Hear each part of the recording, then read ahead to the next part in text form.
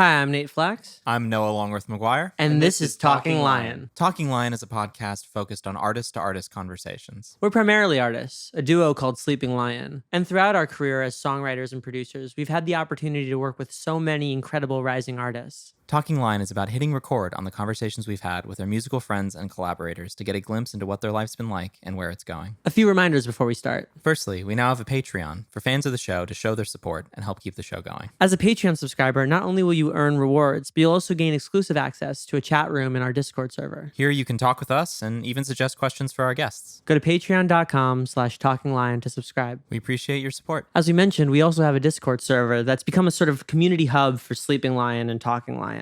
We're very active on there and very eager to talk to you about who you are on the show and how you feel about the new episodes, as well as just talking about life. So yeah, come through and you can talk with us. You can make some new friends, share your art, and share your memes. Go to sleepinglionmusic.com/discord to join our server. We hope to see you there. Lastly, our face is on a shirt. We have shirts now for Talking Lion with our faces on them. If you want to wear us on your shirt, buy a shirt. It helps support the show, and it shows your friends that you like Sleeping Lion and Talking Lion. You can find these shirts on our website, sleepinglionmusic.com/store. Pro tip, Patreon supporters of the honorary Lion tier or higher will get a free shirt. Now back to the show. We recorded this episode with our new friend, Jay Maya. We found Jay Maya through one of her hilarious videos on TikTok, so we decided to reach out. We had never met, so this was our first chance to talk. She had just released her debut single, Achilles Heel, that was so steeped in Greek mythology that we just had to talk to her about it. She's so smart and articulate. I mean, she went to Harvard and she's an activist and a pun champion. And now she's turning her talents and attention to music. Honestly, this interview was so inspiring to us, and we hope it's inspiring to you. So, Without further ado, I'm Jay Maya, and this is Talking Lion.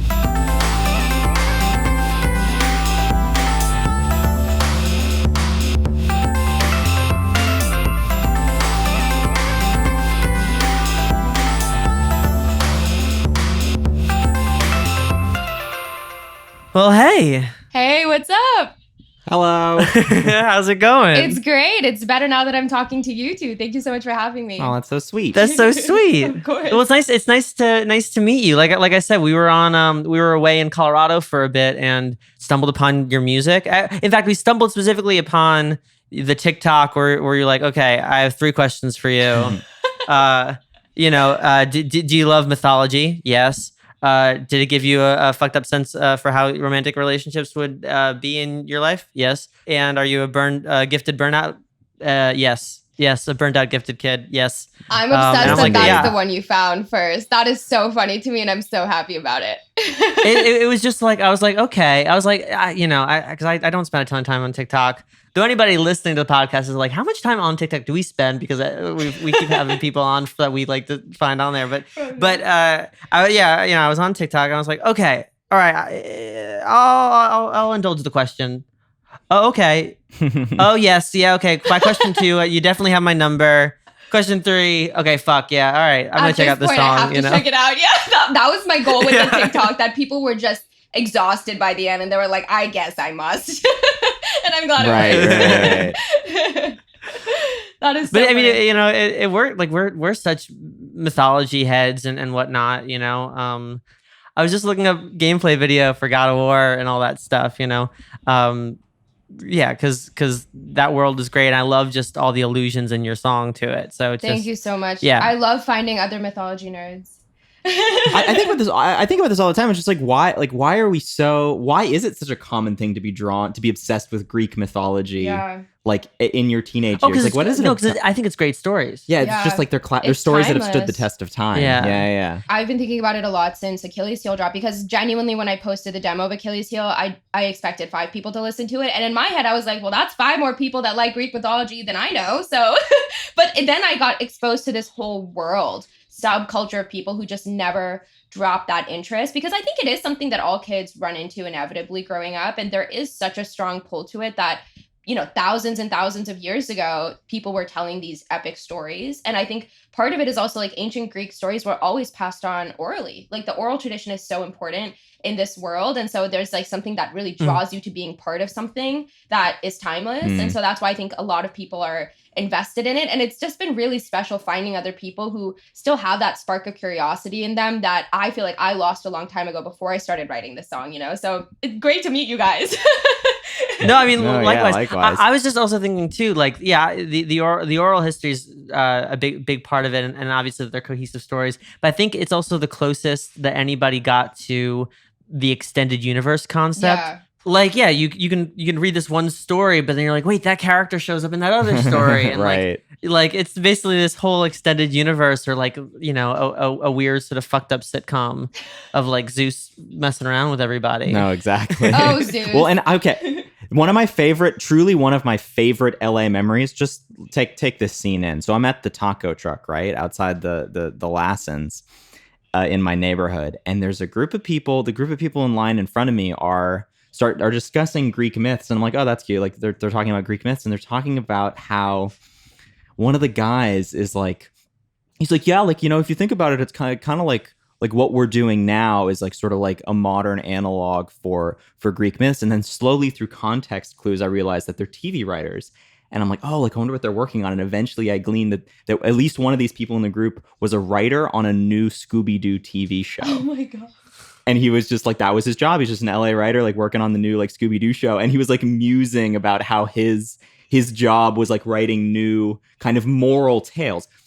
That was the thrust of his argument, is that like that's like cartoons like now for children, like that's because part of the thing of the Greek myth is the moral lesson at the end or some kind of twist of like of cultural values, and that those kinds of things are represented in children's television. And also, that the Marvel Cinematic Universe is this kind of modern pantheon of gods that we have these kind of mythical and like, otherworldly relationships with. Well, I'm really struck by the fact that you use the word musing in there, because I think that is symbolic of the impact that it has just even in the way that we speak without even knowing it. And I think something that you touched on is just how universal it is. Like there are so many adaptations of Greek mythology, I think precisely because it is such a universally adored concept, and it's magic. I mean, it's the same reason people love Harry Potter, and why Harry Potter is like, almost at this point archived in our generation's understanding of how life works, because it was such a big part of who we were growing up. And in the same way, it's almost like, Homer's Odyssey was the original Harry Potter. It was like the original way to introduce these magical concepts into everyday life and just make things make sense in a new way. So I'm totally on board. And I love that they're comparing Scooby-Doo to the ancient Greek myths. Like that's the confidence I want to have as an artist.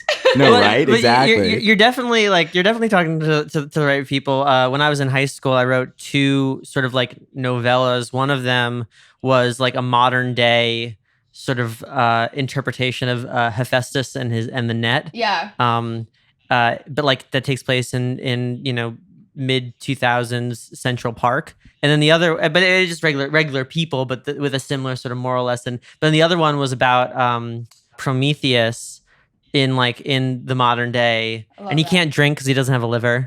And he's just like constantly paranoid. Like he thinks that at any point the eagle's just gonna, or the hawk or falcon, whatever it is gonna find him. Like Right. he's been hiding all these years, and he's like, but one day he's gonna come back and eat the rest of me. That is so funny. You were a young Rick Riordan. I love it. Percy Jackson has to watch out.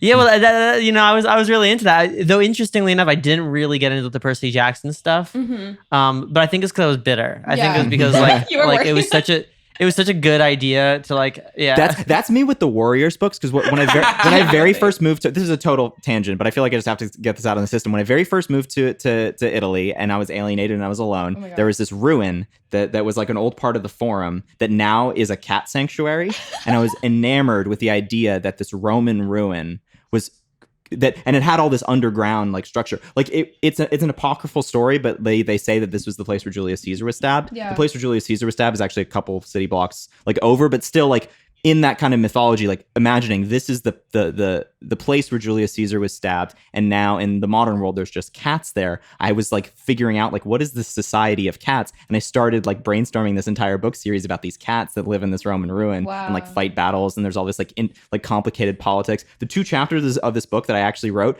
one of them is just an entire explanation of the financial system for these cats. I invented this currency and I had all the exchange rates, and it's just like a paragraph of like exposition dump, and it's absolutely crazy. But then the Warrior books came out. It's like, oh, okay, someone already did that. What I love about that is like T.S. Eliot beat you to it. Like, Exactly. okay. Andrew Lloyd Webber. The idea of like 13-year-old us. In a sense. Yeah. I know. Like, it's cool, such a like, universal. like young adult cat book. I was on that shit when I was 10 years Angelical old. cats, angelical cats. I could have been a millionaire. I could have been a contender. What a universal experience it was for all 3 of us to have written books when we were like 11 and then been like, oh, darn it, this 40-year-old man with 3 books under his belt has beaten us to it. If only I had more time. That is so funny that all 3 of us had that experience. Well, that's what really sucks is that like I feel like I had a million ideas when I was too shit to write them, and now I like actually know how to do things, and I can't think of anything. No, I'm totally in like, that boat. I totally That's so true. I think because growing up, I like before music, my first artistic love was creative writing, and like I don't know, I don't really talk about it a lot anymore because like who has time for that? But like I was, for me that was like such a big part of my childhood was writing stories and writing poems, and I was like entering them in competitions, and for a while I was like, this is what I'm going to do. But but it's so funny how life takes you in a different direction. But like I've reflected on it so much after Achilles Heel came out, and I was like, well, this is kind of doing that, right? Like you're telling a story in a different way with these allusions to the things that you loved as a kid. Where did you grow up? Oh, I grew up in the Bay Area. I'm actually tuning in here. Oh, cool. From my childhood bedroom, which is nice. Where I grew up on the East Coast, and Noah's, as he said, from Italy. Yes. I didn't know you were from Italy. More that is awesome. I grew up in Zimbabwe and Italy, but I am American by trade, I guess. Yeah, American for professional purposes. That is so cool. What's the story of you growing up in Zimbabwe and Italy? That's fascinating. My dad works for the UN is the short version. Yeah. The real story is, got a little more boring than that, but yeah, it's just diplomacy and NGO work and development work. That's fascinating. I love learning where people grew up, because I feel like for me, there are so many like aspects of like me being here and how this influenced who I am, that I like to see replicated in other people. I feel like where you grow up, like how you grow up, is so important to how you develop. I mean, I was a psych major in college, so I love like parsing through and like psychoanalyzing people that way. No, I mean, I totally get that. If anybody is in a conversation with me for longer than 5 minutes, they know that I'm a Jew from New York. Like that's just something like. It's just like, by the way, did you know? But it's important to me. Like I love being from New York. Like there's something about, and I feel like the energy, even though I didn't grow up in the city, I grew up slightly outside of it, but there's still a kind of energy about living even that close to the city, and missing bagels that fervently. Yes. That really like sort of bleeds in. Were you musical as a child, or like did your parents sort of, encourage that side of you? Because you said you were into creative writing, and you'd mentioned before we started the podcast that you went to Harvard. So somewhere in that spectrum is a musician. Somewhere in that spectrum is also somebody who like got into Harvard. Yeah. So no, thank you for that question. I think the answer here is absolutely. Like I've been musical for as long as I can remember. I was born into a musical family. My mom and a lot of people on my mom's side of the family are Indian classical musicians. So that was something I grew up with a lot. And I would say I kind of diverted and created my own musical path in high school. I started being really involved in jazz. I started touring on the competitive jazz vocal circuit. I was really obsessed with it. And I think that's where even today, like I try to take a lot of that influence into my modern pop music. Just modulation and interesting tonal variances and scales and modes. All of that stuff is something I try to retain. What stood out for us in Achilles Heel was just how I think if a sort of beginning songwriter or just like a regular pop songwriter were to attack the chorus, the heel would have landed in a very, very different place. But I loved how you sort of syncopated it and then threw it in that kind of The like pocket. in that that sort of you know what I'm talking about. melisma. A melisma. Ooh, I love the theory. Ooh. That is so sweet of you to say. One of my friends, this is actually so funny you mentioned it. I asked him what his favorite part of the song was, and he was like, I like the part before heel where you're not singing. And what he was trying to say is the same thing that you're trying to say, which is Right. I like how it's syncopated, but I don't think he had the vocabulary. So it just kind of sounded like I like the one part where you're not singing. No, but I was literally just having this conversation this morning that it's taken me this long because I was working on a song with another producer, and one of the biggest things that I did to the song was just mute the 808 Yeah. like a beat earlier. And we were having a conversation about how, like, yeah, it's taken me this long in my career to realize that sometimes a mute hits just as hard as hits harder than any sound you could possibly add. Like sometimes knowing when to take the space is the most profound decision you can make in music, and that applies to writing too. I love that. I think that's a really it makes the song sound just so much more like sophisticated. Like it really, like I think we knew you were like definitely in the theory nerd world just by hearing how that song just like moved through. I mean, even some of the am I tripping, or was some of the melodic stuff modal too? I tried to make it a bit here and there. Yeah, I don't remember off the top of my head, but it was definitely like it's musically rich. I think that was the thing that struck me about Achilles Heel, is that it's like it's a very like it's you know there's a lot going on, but like in a good way. There's just like it's not a simple song. Well, it's rewarding for anybody listening for those details, or anybody who's also like hip on the mythology, all the sort of references and allusions to it. Yeah. It's almost unrelenting. it's almost unrelenting in like if you're focusing on one thing, you could miss 3 other references. Right. Which is cool. Thank you so much for all of that praise, by the way. I mean, it means a lot to me. I think something that was like really interesting about the composition of the song was it was actually I don't think I've told a lot of people this, but like it was born out of a songwriting exercise that I gave myself. Like I had a friend who told me, you know, I'm really, and I mentioned this to them before the podcast, but I'm someone who really thrives on constructive criticism, and I actively seek feedback. So I had asked a lot of friends for feedback on my music, and I just felt like something wasn't gelling. And a lot of feedback I got was, I feel like you write a lot, you know, like in a song, there's not enough space to breathe. So I sat down, and the lyrics came later, but just the melody of the hook was an exercise in where can I create space in interesting ways. So it means a lot that you guys picked up on that. And it's so funny to me that an exercise like that, like and that's why I love constructive criticism and feedback, because I would have never thought to sit down and write something like that if not for that one piece of feedback. Right. You know? Though I appreciate that to a degree, wordiness is your style. Like you've heard our stuff. Like I try to fill as much space you know, with words as possible, and that's why I love the bridge and like the sort of the bridge is sick. the sort of ongoing like run on portion, because for me that's like whenever I hit a point in the song where I know there will no longer be new lyrics, that like my heart breaks a little bit. My favorite part is of listening to a new song is like getting all the lyrics down. Even when we listen to our own stuff, I'm like, and after the second verse, there's nothing new. Oh well, you know. So it was very exciting. There's like, oh, more words, new words, cool, new things.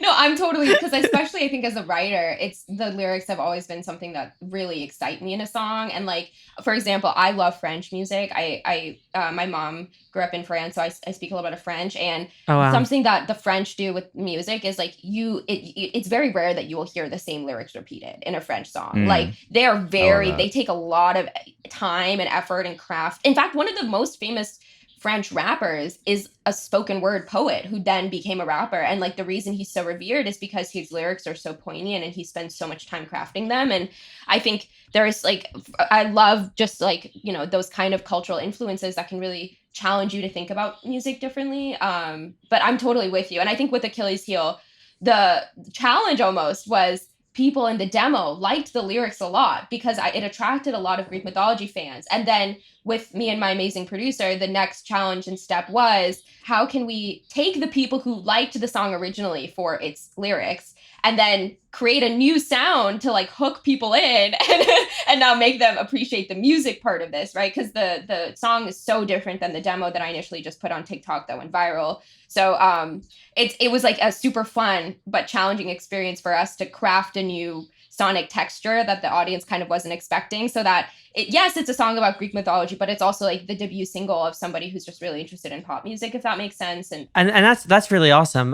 To what you're saying about the slam poet, like I used to do slam poetry in New York, and Yeah. so when I got into actually making pop music, that's why things got really, really wordy, and that was the hill I kind of wanted to die on. yeah, I think in our collaboration, Noah brought what I was writing, like gave it more structure, like Yeah. made me understand the importance of having like a chorus that isn't necessarily like too dense or too complicated, but yeah, that having a rewarding chorus allows you to kind of like mess around with that other stuff. yeah. But I think on the other side, like I've sort of pushed Noah more into getting really wordy with some of the stuff. Well, and also like And- I think the biggest thing that the biggest force for good that you've been in my life is from a writing perspective is just like, what do you have to say? I think that's the other thing is that like, wordiness for wordiness' sake is kind of empty calories. I think that like, Yeah. the real sweet spot is when, you're using interesting vocabulary with a narrative thrust or with Yeah. some kind of interesting, you always talk about skin in the game of just like, why do you have to write this song? Like, why is this a song that needs to come from your soul versus just something that felt cool to write in the moment or something like, words that sound cool. I think Yeah. that's something that I've been thinking I think about a people lot. can tell when there's skin in the game. Like I think Yeah. that it like if Achilles Heel was just like an exercise in this is what I know about mythology and this is what I know about writing pop music, Yeah. I don't think it would hit as hard as knowing that like that you were telling a story in this and that there's there is skin in the game, so to speak.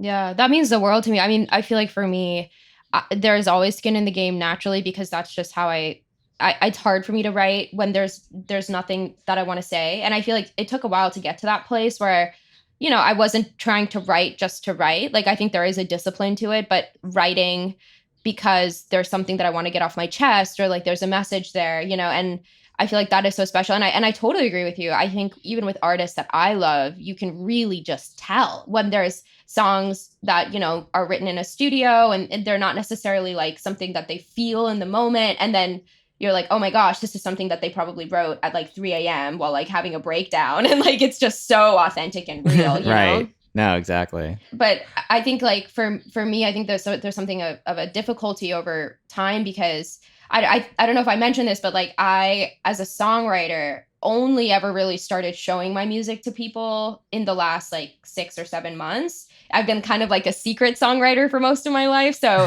it's been really interesting to, speaking of just like vulnerability in songwriting, to like now, have this portfolio of music that I've written that's so vulnerable and like really just so personal and comes from these raw places where, at different points in my life, I was feeling all of these different things to now like, okay, well, everyone here's me. Like here's the music that I've written over like many years. It's been a really interesting experience. Well, and that's what's really, really like I think impressive about it too. When you were saying that you're really only 6 months into this, we were both looking at each other like, God damn, like already like on a good path and having a great start. I'm curious, what did you study while you were at Harvard, and how did you in the last crazy year it's been sort of transition into becoming an artist and specifically being awesome on TikTok? I mean, that's such a specific and daunting challenge unto itself, Absolutely. So in college, I studied psychology and women's gender and sexuality studies. I was firmly pre-law. And this is something that I'm getting more and more comfortable talking about as I'm becoming more, embroiled in the music industry. And this is like slowly, becoming my career. But my goal kind of growing up was always to just go to Harvard Law School. That was my ambition. And when I got into Harvard, it was like, well, this will be a good stepping stone to hopefully one day being able to go to Harvard Law School. And in college, that was my primary focus, just from like a professional and academic side. So I studied legal psychology. I was traveling every other weekend as part of multiple debate teams, studying for the LSAT. There wasn't a lot of time or room in there for other stuff. And I think it's this interesting dichotomy of, I always knew I wanted to be a singer, but I never entertained that part of myself because there was a lot of pressure I felt to do this, specific thing, be this person. And although it was something that I personally aspired to, it was still the kind of thing that I felt like people expected me to aspire to, if that makes sense. And so was that like a sort of family pressure, like, and if you don't mind me asking, like a cultural pressure as well? Of course. No, thank you. I'm really happy to talk about it because I think it's something that a lot of people who look like me experience. It's my family has always been so supportive of everything that I've, chosen to do. I will say it's definitely a cultural pressure, and it's just more like what people expect from me. I would say, especially in my culture and society and where I grew up, if that makes sense. Which is, again, kind of circling back to our former discussion of like the experiences that you have as a kid and what people tell you as a kid, they leave a firm impact on you. And so Definitely. it didn't even need to be a ton of familial pressure. It was more just like, okay, well, I'm an Indian American woman. Like, I've been given this opportunity to go to Harvard. You don't mess that up. You Right. see that through. And there was a lot riding on my back. I felt like I went to a school where not a lot of people go to Harvard. So it was a lot of pressure from people of like, well, you've been given this opportunity.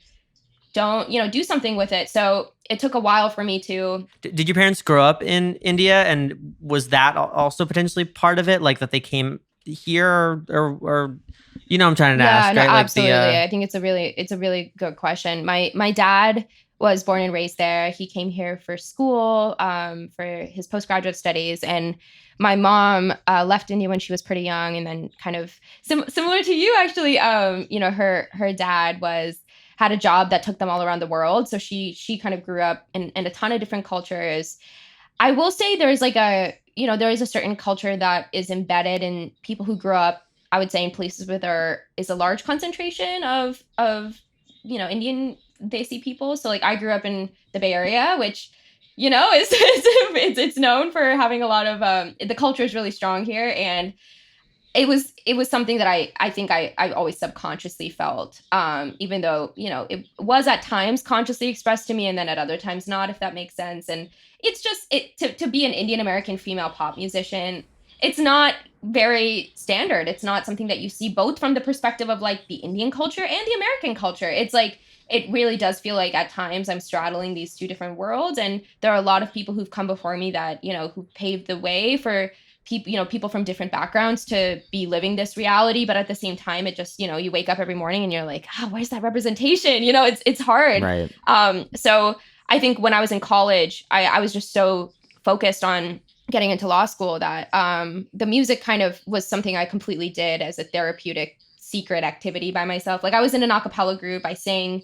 That was an amazing experience, but definitely creating my music. Not a lot of people knew about it. And I got into law school my junior year. I got into an early admission program. And I decided, you know what, I want to give myself a little bit of time to breathe. So I deferred my admission by a couple of years. And after I graduated, I started posting on TikTok just for fun. I was literally working full time. I got a job out of college in politics. So I was working more than 8 hours a day in politics and doing music completely on the side. And it really was a DM from someone I looked up to that changed my life. And I didn't even have a ton of followers at that time. There was like a month or two where I started posting covers more seriously, and I was getting a little bit more attention. So, Machine Gun Kelly DM'd me after he saw a cover of mine. The Lumineers reposted JP Sachs, actually. A lot of people I looked up to, and that's kind of when the bug was planted in my head. Maybe this is something you should do. Maybe this is something you should take a little bit more seriously. But it wasn't until Rez DM'd me, honestly, that I was like, okay, maybe I should really give this a fair shot. So I came down to LA. It was only supposed to be for a week. My sister goes to USC, so I was like on her couch, and I met with Rez, social distance, and he gave me a lot of confidence, and he kind of recommended that I stick around a little bit. I check out the scene, and he set me up with, he invited me to a session. And it was during that songwriting session. I'd never done a songwriting session before. I was, straight out of posting my own originals on TikTok for the first time to like my small audience. Like that was scary for me. Then to go into a virtual songwriting session with seasoned songwriters, it was such a jump. But it was once I had a taste of it, I knew I couldn't go back. So that's how I kind of stayed in LA for 3-4 months, came back home, picked up some clothes, went back. It's been a wild journey, just how things have progressed. And it was one of those experiences where like every week I didn't know if I was going to stick around, because for me it was still so experimental. I was still working full time remotely during the day and, doing like garage sessions at night. So it was like, it was hard. And at the same time, it was intoxicating. Like I kind of knew in my heart that it was something I really wanted to do. And then Achilles Heel took off. And then, I'm very aware that I'm at a place, I'm a baby artist. I'm in the infant stage, I'm developing. But I will say in the last month or so, I signed to a great management team at Expand. They They manage Conan Gray. They're great. Like shout out to Colette and Eddie. I couldn't believe that they wanted to work with me at first just because I respected them so much. And I'm doing sessions with a lot of people now. I'm like meeting a ton of people, making great connections. It's great. Like I never expected. This is like a dream that I've kind of always had growing up that I never expected to materialize. And I know how hard it's going to be, but at the same time, like I'm so committed to it. And that's a long answer. I'm sorry, but but lovely. that's amazing. And what I really, really appreciate too is that like the quality of your work is inherent to it, and it's because I don't think anything that you do is sort of like not thought out or frivolous. Like I know plenty of people who get into pop music who are can't even gauge for themselves whether or not they are good. Like they make one thing and they're like, well, this is amazing. This is better than everybody else, and it's the same song that we've heard a million times. I think what sets you apart and makes you stand out is that whether or not it's conscious or subconscious or both, you're holding yourself to a massive standard. Like you're holding yourself to the standard of, okay, well, if I'm not doing law school, if I'm under all this pressure to like be successful in this thing, then I'm going to do right by this. Yeah. And I'm as I mentioned earlier, I'm Jewish. Everybody in my family is a lawyer or a doctor or whatever.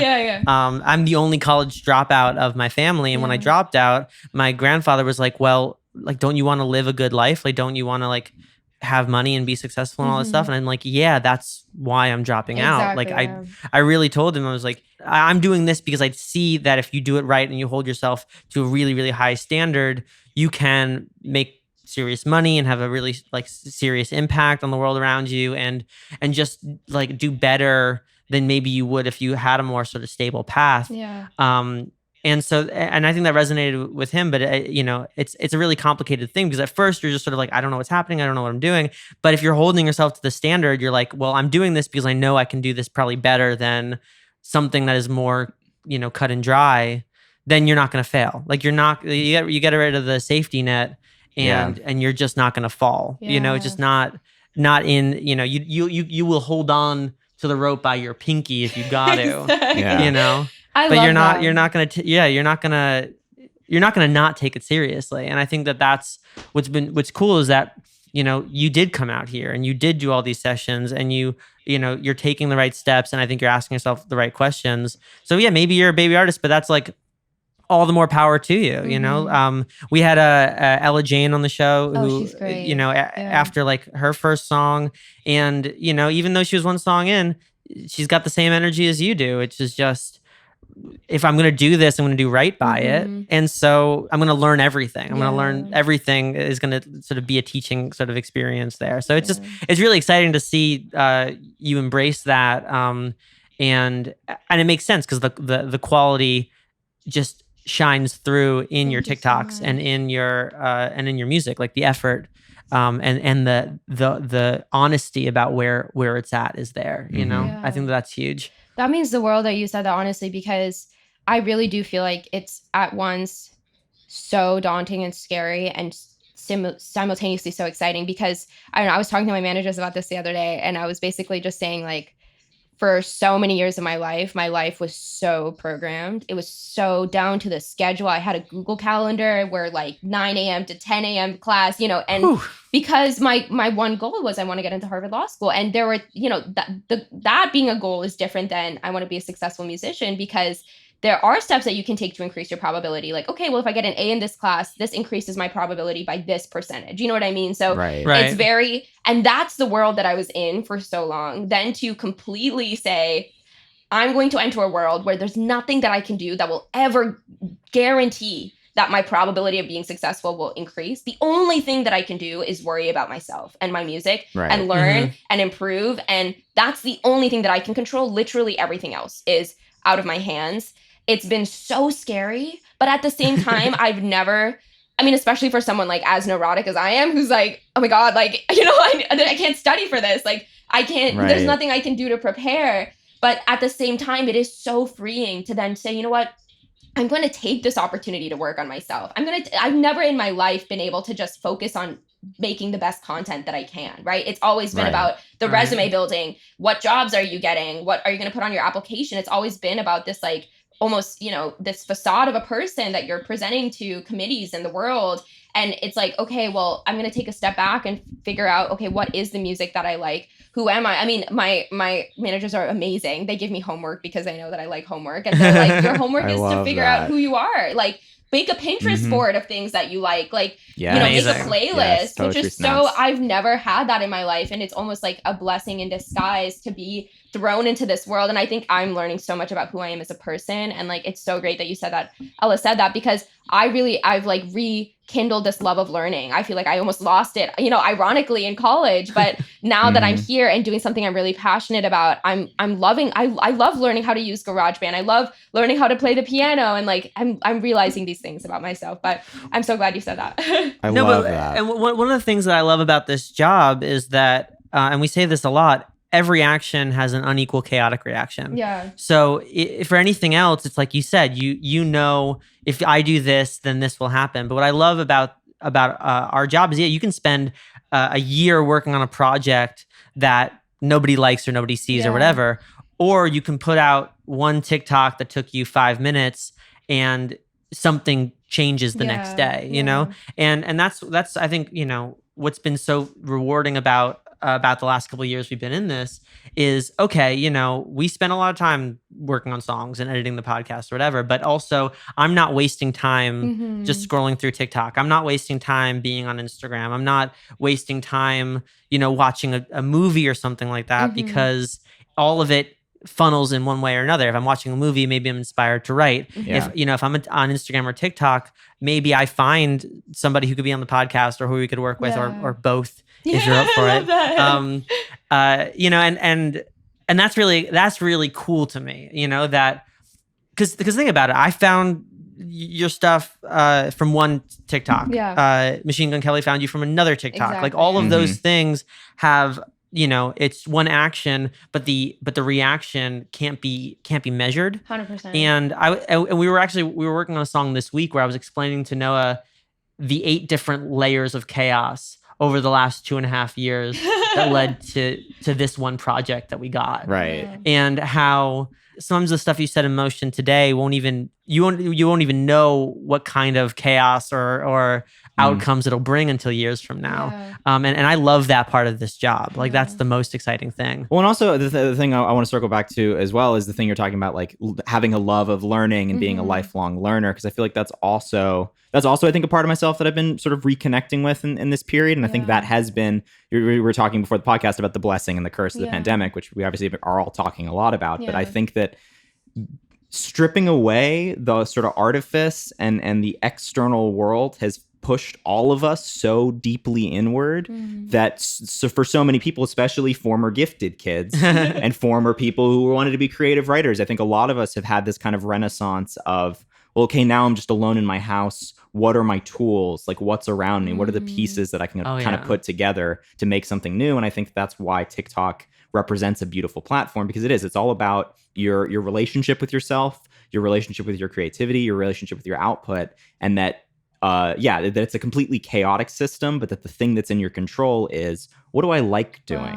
What's fun to me? What's fun about me that could be nourishing to other people? Like, what, like it's finding these things about yourself that you can, provide value. That one, it's about providing value to yourself, but then through that process, hopefully providing value to other people through just like curiosity and learning new skills and learning new things. And there's a comfort in learning new skills. Like, I think that like again, because the world shifted so radically, it's like the only thing I know for certain is what I like doing or not doing, or like how it feels to kind of learn something new. And we mentioned this a lot on the podcast, but I think it's very much a guiding principle for us. I love that quote in Men in Black where it's just like, 1,000 years ago we were sure that the earth was flat. Not 1,000 years ago, but like 5,000 years ago we were sure the earth was flat. I don't know how to do math.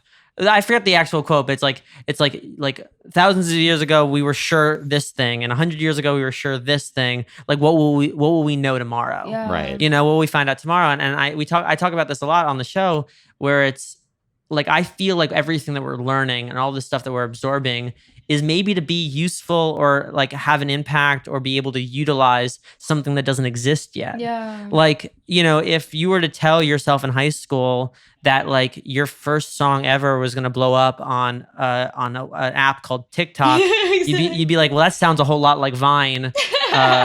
What is a TikTok? Right. Like the truth of the matter is that the things that could wind up defining our careers, like the three of us, might not even exist yet. Yeah. And That is that's so really, really crazy. exciting. And that's like an incentive to learn, because we're Yeah. learning not just how something works, but learning how to interpret a system and Well, understand and I think that is that the thing, especially the older I get, the more grateful I am for my very rigorous academic upbringing. IB baby. Like, yeah, that, like I was an go. IB kid. I hit that super hard, Yeah. and I loved academics, and I ended up going to school for music, which from an academic perspective was kind of weak tea. Like, Berkeley is not a hard-hitting academic university. Like, there was a part of me that actually missed the Essays. the essays and the research papers and the Yeah. critical thinking. But at the end of the day, like, I'm really grateful for that skill set. And one of the things that the IB really stresses is, not just like learning, but like learning how to learn. Like, you can get better at learning. That you can get better at.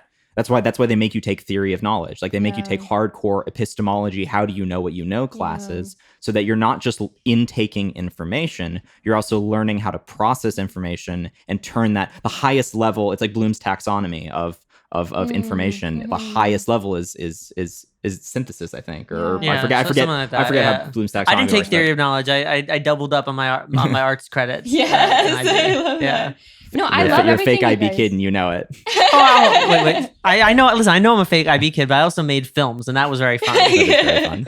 I love everything that you like what you said about the Renaissance, and just, oh my God, I've been like sitting here and just like thinking so hard about all of this, because it is almost like it's kind of scary to think about the kid you were and like who you are now, and like obviously all the things that when you were a kid you would be grateful for now. Like, I think Uh-huh. to 8-year-old Jenny would just be like, what, you're doing music? Oh my gosh, but at the same time, the things that No, you exactly. lose, like when you're 8, you're so whimsical, you look at the world with so much magic and light. And for me, I think that was almost like why, with Achilles Heel, when I talk to people about it, they're like, your first song was about Greek mythology? And I'm like, well, for me, that is so full circle, because growing up, the thing that I was most excited to do in the world was read the Percy Jackson books. I would stay up until 3 a.m.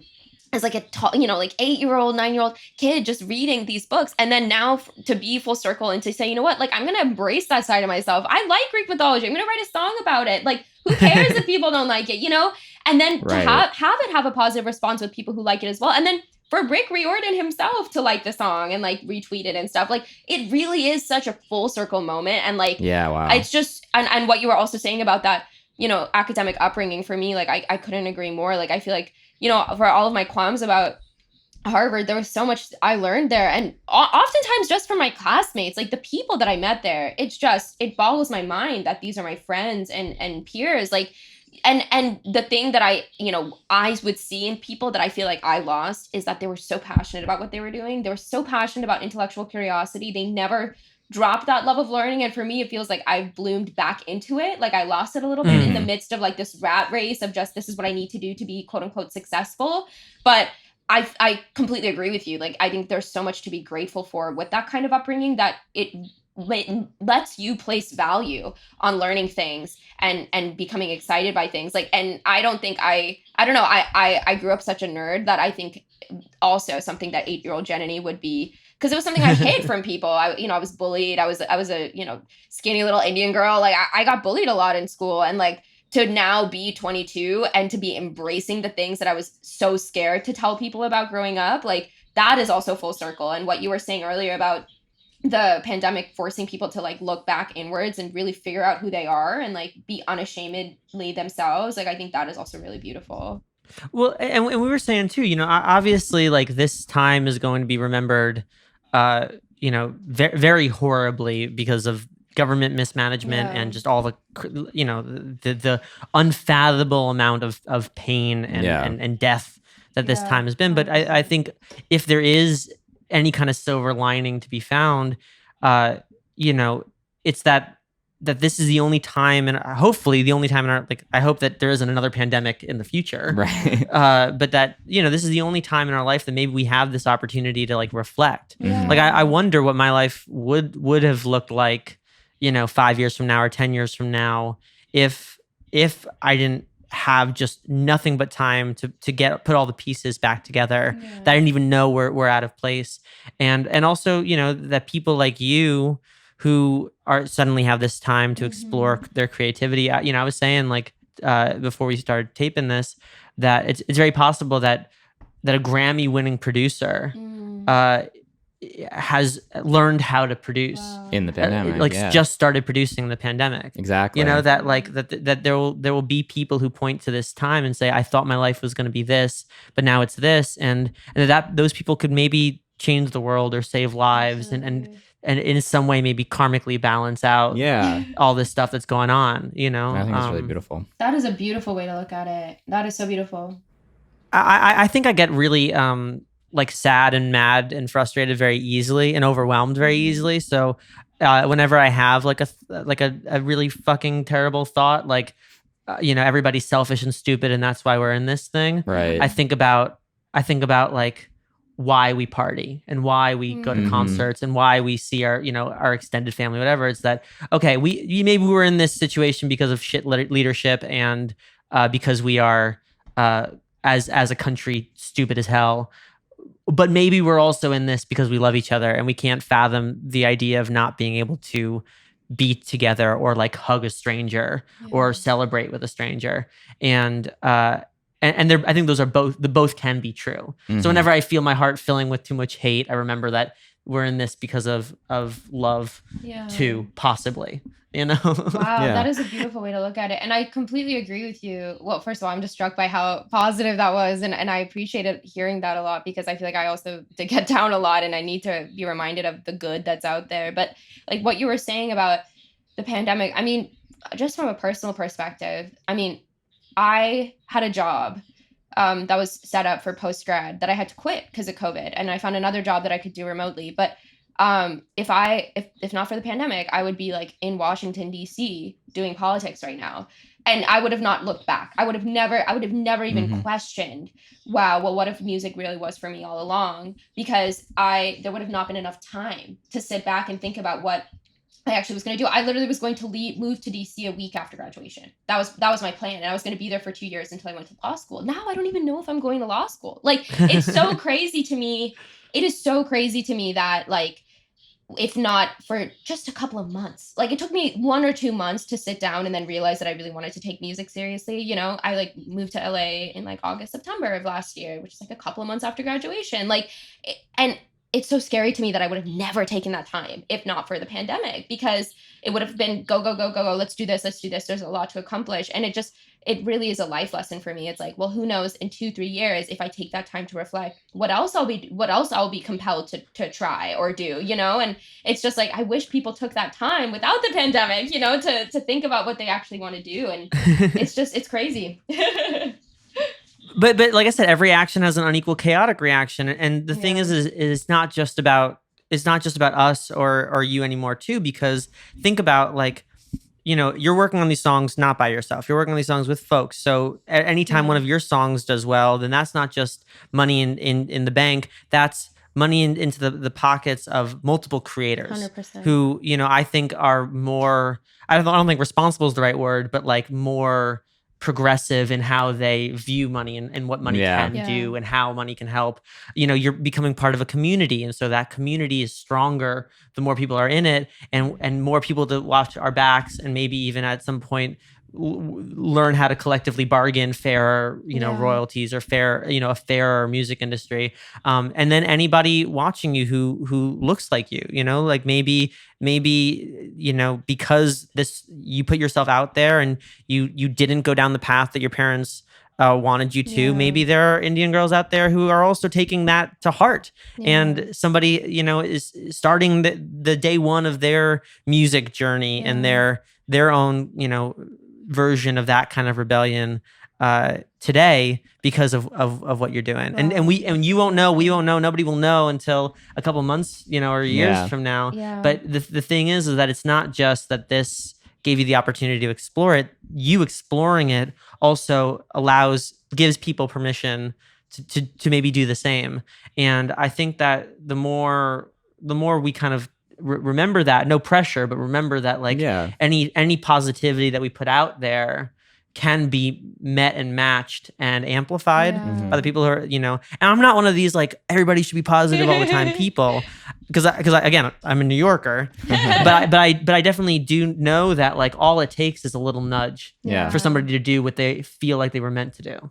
And I think a lot about like art and creativity as like a renewable resource. Like I think in its best form, what we do just adds value to the world. It's fire. Like no matter how much you give away, you still have the same amount. You still have the same amount. Exactly. Yeah. It's like it's a renewable resource. And your art makes art. Like it's the more, and that's why I feel like I've been focusing so much recently on like just output, on just like trying to create as much as possible. Because obviously, there's always an opportunity cost with your personal energy as a human being, but I think that there are ways of creating which can make you happier, that creating something that makes you happier, so therefore you're in a better mood and you're able to create more. I think that there's something really, and I think that applies to other people too. Like if you put out your best work, you will inspire other people to do their best, and you're adding value to the whole equation, and I just think that's really exciting. I find that really profound.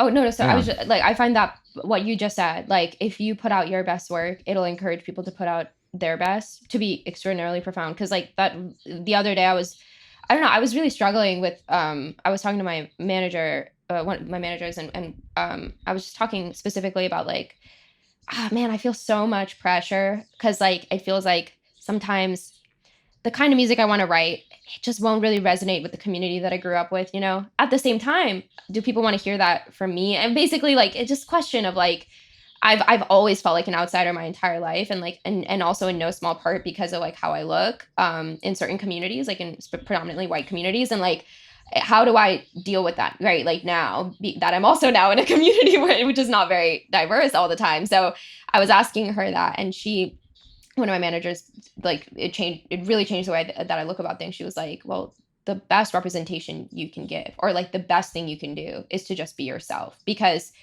you being authentically yourself, whatever that is, that's going to inspire someone to be authentically themselves, whatever that is. Like, and it was so radical to hear, because I've spent my entire life being like, okay, well, Harvard Law School wants this girl, or Harvard wants this girl, or this is the way the community wants me to be. This is the way that this person wants me to be. And like, I like almost cried. I like sat back and I was like, that is so powerful. And like, I wish more young women heard that from people. And like, not just in the cheesy way of like, be yourself because you have no, but actually like the most powerful and profound impact that you can have on the world is just being yourself. And like not trying to cater to anyone. So I especially love that part of what you said. And I think it does inspire good work.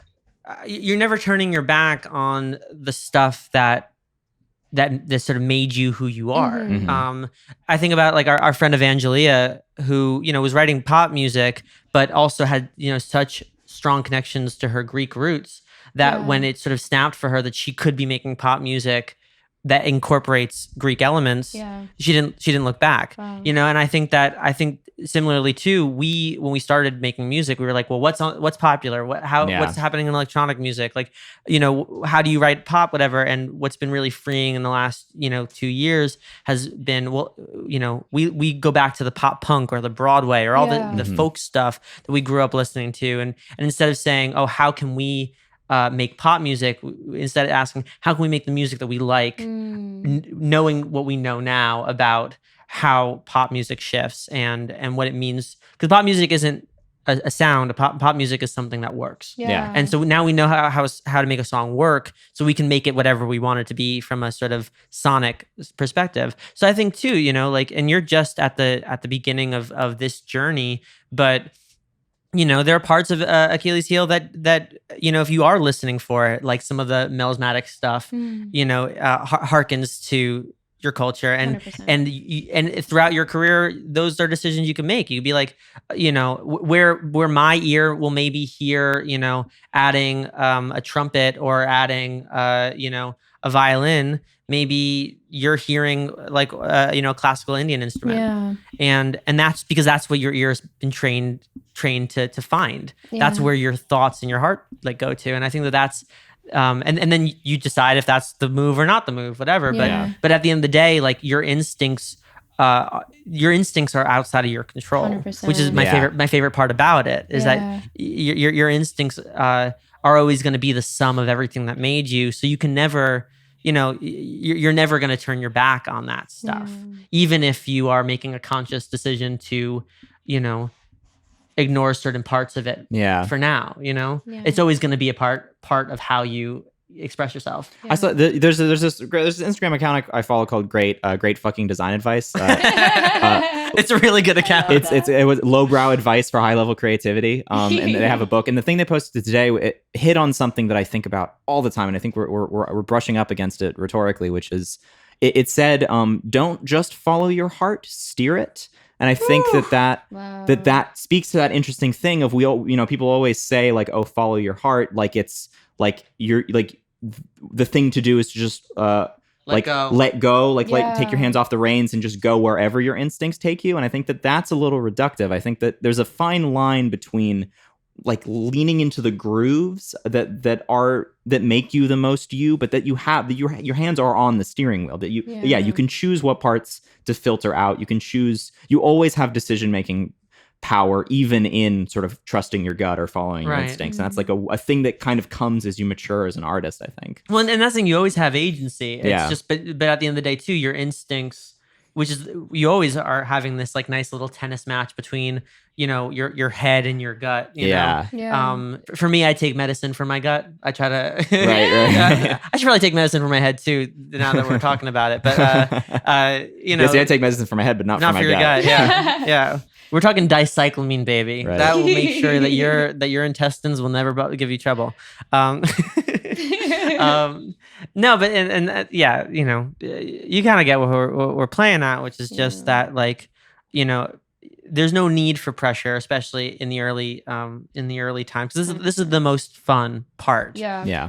Like I'm jealous of you, not because your song is doing well or like whatever. I'm jealous because you get to make all the fun decisions about what you want your career to look like and who you want to be. Whereas like for us, we're sort of more on the rails now, and so that kind of sneaks up on you a little bit. So you there's this great book called Although Of Course You End Up Becoming Yourself, right? And that's kind of what it's about, is that like no matter what you do, eventually there you are, right? That's wherever you go, there you are.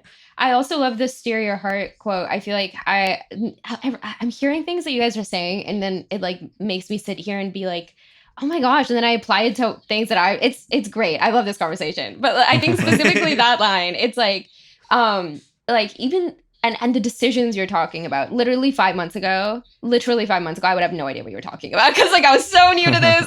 What was a brand and image? I'm just Jenny, like I'm just posting, but it is something that you think about. And like, I remember in anticipation of Achilles Heel dropping, I was like, oh, like artist name. That was the first big decision that I had to make. And I had some songs up on Spotify, just like, and I took them down and I was like creating a new page, and I was like, okay, well, what do I want my name to be? And it took a while. Like it was like a concentrated thought process, but eventually I chose J for Janani, and then Maya means magic in Sanskrit. And it was like after a conscious thought process of like, my name obviously represents who I am, and like who I am is two things. Like I'm unabashedly myself, and in the way, my background, my culture, my heritage, like although there are parts of me that are stepping out from that, like there's so much of me that embraces it and loves it and like wants to bring that with me wherever I go. So that's Maya. And then there's the part of me that like wants to treat music like what it is in my life, which is magic. Like it is magic for me. Like it creates magic, and like I don't want to shy away from that. And I don't want to shy away from the kid in me, the 8-year-old girl who was like staying up past her bedtime to read stories about magic, because that is who I am too. And I don't want to like ever discount that part of, and I think every human being in some way is searching for the magic in their lives. And like for some of us it's music, for some of us it's magic. Like for some of you, there are magicians out there, you know. there are people who write stories about magic and stuff. So like we are all looking for it, and like it's just a matter of being authentic to yourself. And there's this concept actually in Hinduism, which is like, you know, this concept of yoga, which is a path to God. And for every single person, it could be Nada yoga, Bhakti yoga, Jnana yoga. It's like it's individual to who you are, and people spend their entire lives figuring out what unlocks that sense of enlightenment or fulfillment. And in the same way, I feel like steering your heart, like it is an active process. It's not something that just happens. It's something you have to work toward. Like it's something that you put in. And when people like, that's when, you know, when people like, I have a lot of friends in the startup business, and it's like, you know, they try it out, they don't like it, they go work for a tech company, and you don't look at that period in your life as a failure. You look at it as like, I tried it out, I didn't like it wasn't for me, but if I hadn't put in the work to see if that was for me, I would have never known, and I would have grown up with this regret. And it is, you have to take risks and be confident and bold and like what you're pursuing, and it might be the wrong thing, but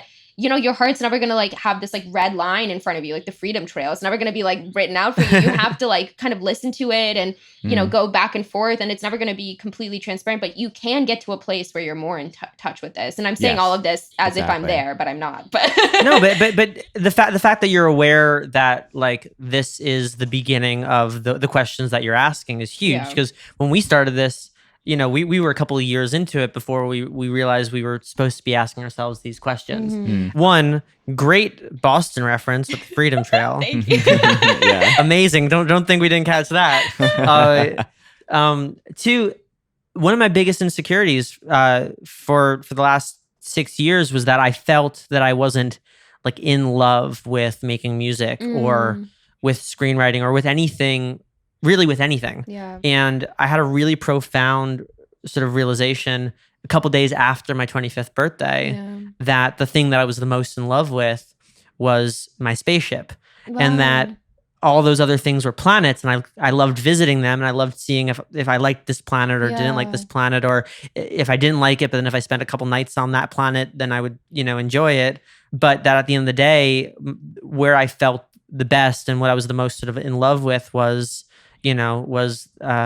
Serenity, the Enterprise, you know, the Millennium Falcon, like, you know, the really being the pilot of the ship, and just, you know, the feeling of traveling around the stars and visiting these planets, knowing that at any point I could leave for a moment, and so I no longer feel like it's a betrayal to the musical side of my heart to be doing podcasting. Just like I don't feel like I'm betraying, you know, the film nerd in me by being a songwriter. You know, because at the end of the day, I'm a captain, and that felt really sort of like a profound. But again, I turned 25 and realized that after feeling kind of lost, subtly for 5 or 6 years. So just, I think you're the fact that you're asking these questions now, you've already got a head start in a massive way. And also because you recognize the importance of community, you know that if you have any of these questions, you can talk about them with 100%. Folks or ask them. We only realized through doing sessions and making the podcast that everybody was grappling with the stuff that we were grappling with. So now, you know, I feel like when we were 6 months into our career, we were, I mean, partially just due to the environment we were in, we were by ourselves. We felt like we were super by ourselves. And that was partially by design. I think we isolated ourselves because we wanted to do something really unique. But I think we also, like there just weren't, like the community, I mean, we found it. That is, you know, especially Nate's thrust in life. But like, the fact that you are at the start of your journey, but you're already so tapped in to the world of creatives around you, and that you're asking for advice, that you're actively seeking wisdom from people who are further down the path than you, I think is like a phenomenal way of going about it.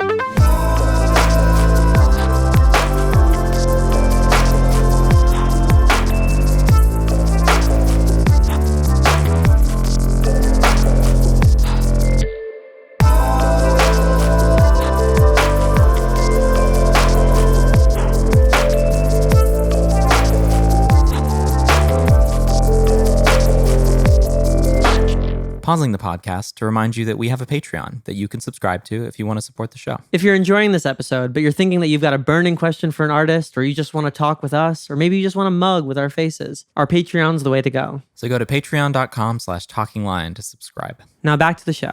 That is so sweet. And first of all, I'm definitely going to be hitting you guys up after this podcast and including you as part of my. I mean, we'd love to work with you. You're awesome. No, Yeah, you're awesome. That means the world. And it really is like I sometimes to a fault, like, I mean, I really have struggled with my own self-esteem. And I mean, I was a secret songwriter and musician for until last year. And not saying that I shouldn't have been. I definitely, my earlier works, oh my God, I'm glad no one hears them. But I never even had the ability, the confidence to give myself a fair shot in music.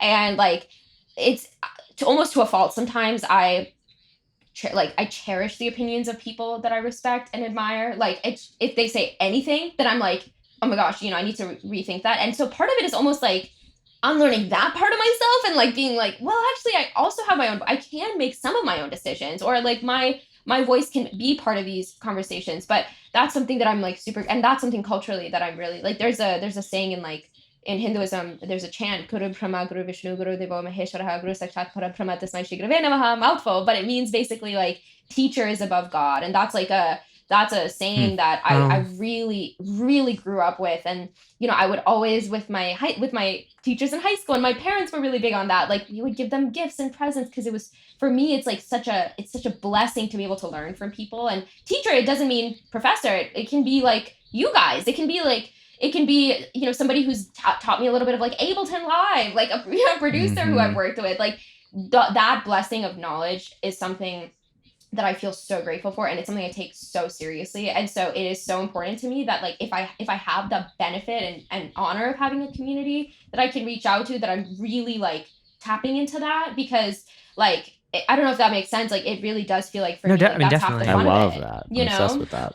Well, and on that note too, I think that the most humbling part about making art is that at the end of the day, we're not making it for people who maybe we admire, who have all this knowledge about, what works or what doesn't. We're making it for the average person to consume. So in a lot of ways, if I send a song to somebody I admire and they have feedback, I trust the feedback, but I am nervous and I take every word and reaction to heart when I show it to my brother, or I show it to my best friends back home 100%. because, or to my parents or something, because it's their gut reaction, not knowing anything about some of the intricacies that we're doing, that is ultimately the most important thing. 100%. And so that's that's super, super humbling. And I think in a lot of ways too, creates a world where we can all teach each other. Yeah. That I can learn as much from somebody who has been doing this 10 years longer than me than, somebody who's just starting, or even somebody who will never do music, but just makes the best playlists on Spotify, Exactly. for their drives, Right. So it's a great time. It's a great time to be a creative. I really think, even as the world is kind of on fire. I have two questions about Achilles Heel. Oh my gosh, please ask away. I love talking about Achilles Heel. The first is, do you have a lyric that you love more than any other lyric?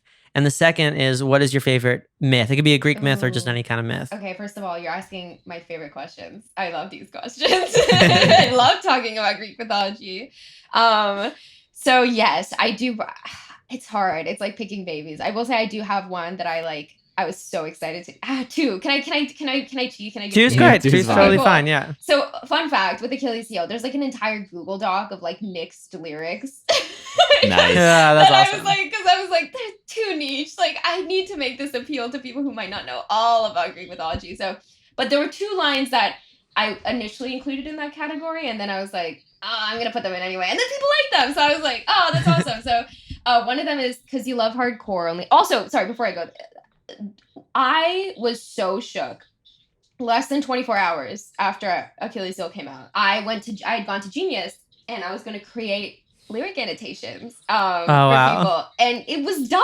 There were 4 people who would and contributed to them in 24 hours. So all I have to say, shout out to the people who did that. I don't know who you are. You're That's amazing. amazing. It was like so funny. I got locked out. I couldn't contribute, but it was fine because they were so much better than anything I could have written. But anyway, but so because you love hardcore only half the time. Cause you love hardcore only half the time. So that's actually a pun. If you guys know the story of Persephone and Hades, another word for Persephone, and that was used in more ancient Greek texts. So Persephone is a more modern name, and obviously we're talking about like more modern by like 2,000 years, and like but was Kora, Kore for Persephone. So if you know the story of Persephone and Hades.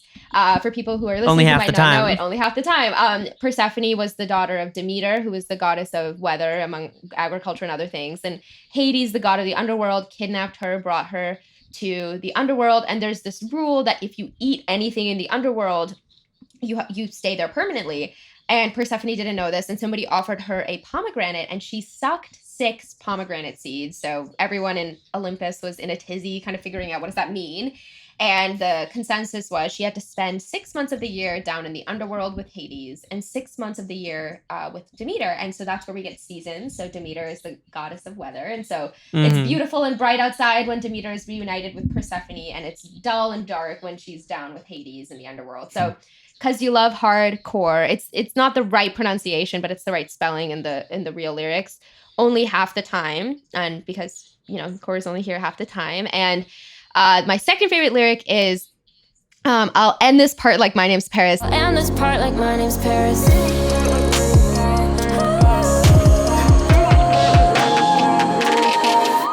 This was actually my producer and I, we had a conversation because he was like, I don't get that one and I don't think anyone will. And I was like, it's my favorite line. Paris from the Trojan War, Paris right? from the Trojan War. And it's a 3-part pun because obviously he ends this part like my name's Paris because it's the end of the bridge. So we're going back into the chorus. And then Right. I'll end this part like my name's Paris. Paris is the person who kills Achilles. I mean, different people think differently, but that's a pretty accepted myth that, the whole story is about the Achilles heel. And then he kills the Brad Pitt Achilles. Exactly. So that's, exactly. That's so funny. And then the last pun is the whole reason that the Trojan War started is because there was a contest between the 3 goddesses, Hera, Athena, and Aphrodite, about who was the fairest. So there was actually in a scrapped line that is, it's my apple now, I'm the fairest. But basically the story goes that the 3 of them were squabbling about who's the most beautiful, and they decided to pick some random guy on Earth. I'm totally butchering the myth for simplicity's sake, but they picked Paris, who was a shepherd in Troy. And they were like, you get to decide who among us is the most beautiful goddess. And they decided there was a period where they could bribe him. So they all offered him different things. Hera offered him a good marriage, and Athena offered him wisdom. And Aphrodite said, you know what, screw the other 2 girls. I'm going to give you the love of the most beautiful woman in the world if you pick me. So Paris is like, hell yes. He picks Aphrodite. And the most beautiful woman in the world happens to be Helen, Queen Helen, married to King Menelaus of And so Helen, the face that launched 1,000 ships, right? Exactly. And so that's how the Trojan War started. But in a sense, he ended the fight between the goddesses, Paris, because in selecting Aphrodite. So that's a 3-part pun. I'll end this part like my name's Paris, a bit obscure. So I don't know if you guys know this. I used to compete on the international pun circuit in high school. Fun fact, I'm the youngest world pun champion, award winner in history. Wait, I didn't know that was a competition. Otherwise, I would have signed up. It's one of my most viral TikToks, me talking about that, because people were just like, what? And for me, it's like, I don't even register now, but that it's like a weird thing because it was part of my life for so long. But I have the trophy here. It has a turkey on it. But I didn't know that was a thing. I'm upset. I feel like that was my calling. Yeah, you could have been. I feel like I could have been a contender. When I competed, I was 17, but everyone was in their 30s, so you can totally. What won it for you? What was the best pun internationally speaking? Oh man. So I there are multiple awards. I was given the award, the Judges Choice Award. So I won. Basically, I asked afterwards what they thought my favorite pun was. The punnel of judges.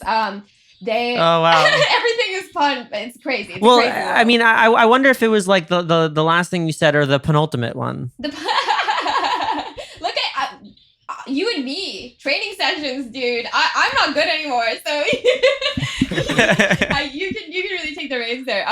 But a pun, basically the way that it works is they give you a topic and then you have 5 seconds to come up with a pun on the topic. They're very niche topics and it's round robin, so you go until somebody can't go anymore. 5 seconds. Wow. That is hardcore. It's hardcore. I love that. It's hardcore. It's also very That's hardcore half the time. Hardcore only half the time, guys. You guys are picking up. I love it. But there's also this like big rule. Like I could, in my sleep recite what is legally a pun and what is not. Anyway, it's so ridiculous. But a pun that they really liked was death and literature. And I said, I stabbed someone with a pair of sewing needles because that's the Ernest Hemingway. They like that one. Which is also funny because I'm such a nerd. So like all my literature. But that is precisely the skill set you need to be like a battle rapper. Right. So I think that there's something. I think that there's something to be said about the overlap because like I think my favorite parts of especially hip hop, but it bleeds into pop songwriting too, is that kind of pun and wordplay, especially when it has like it has a similar. I mean, it's also like joke writing. It's all. I mean, all these types of things that we do in writing are like tension and release, and that there's such a tension and a release in something like that that's clever. That I mean, well, did you hear about the photographer who started selling? I mean, I think his name was Jerry or something, and he started selling his own brand of soda. It was called F Stop Fitzgerald. Oh, okay. Look at you. I love that. No, I'm obsessed. I'm obsessed with puns like that. No, first of all, that was amazing. Also, like, I'm obsessed with rap. Like, I don't think, like, I'm obsessed with rap, but the craziest part for me is, like, I don't even like the performance of it. I just like going on Genius Lyrics and looking at the lyrics and like looking at the annotation. Yes, big same, 100%. Well, because it's like jokes. I mean, I love comedians, and sometimes they're just like really great setups and punchlines. 100%. Yeah. Just like throughout. I mean, and that's actually one of the things I like about Achilles Heel.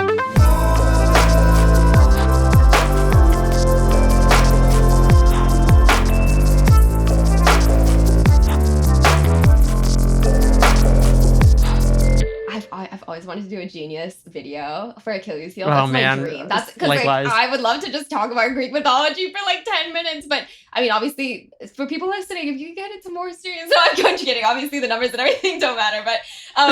But like, I'm just obviously grateful to be here. But I totally am down. And also, what you were saying about slam poetry, like I used to do slam, and it was all puns. Like I love doing pun slam. It's like so not a thing though. So like I stopped doing it because like it was like just I was trying to do something that just it doesn't really exist. But I think puns like it. I don't know. I'm really obsessed with language, and I initially came to Harvard. Actually, I applied as an English major. I was doing research on the kind of literary history of the pun. I'm very interested in the pun as a tool for understanding civilization, which sounds crazy, but like there's this guy named John Pollock. He's amazing. He's like a multi-year pun champion. He's very well known in the world, and he used to be a speech writer for presidents because like there's so much you can do if you're just like a pun expert apparently. But he has this whole theory that and I'm obsessed with him. I read all of his books growing up.